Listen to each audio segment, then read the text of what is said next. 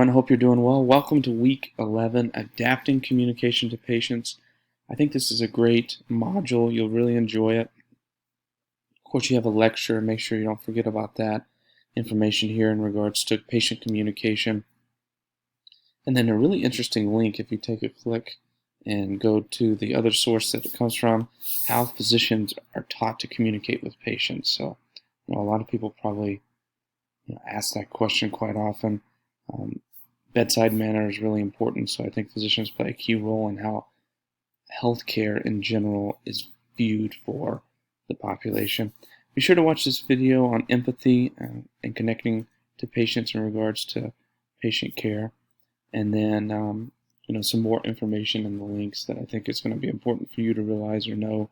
Not test material, but something that in the future as healthcare professionals you probably should research and have a little background on.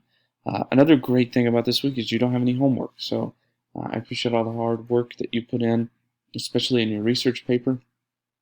And in regards to that, take this week, relax a little bit, look at the material, enjoy not having homework.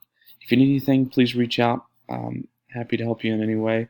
Again, nice job in your research paper, and I hope you have a great week upcoming. Thanks so much.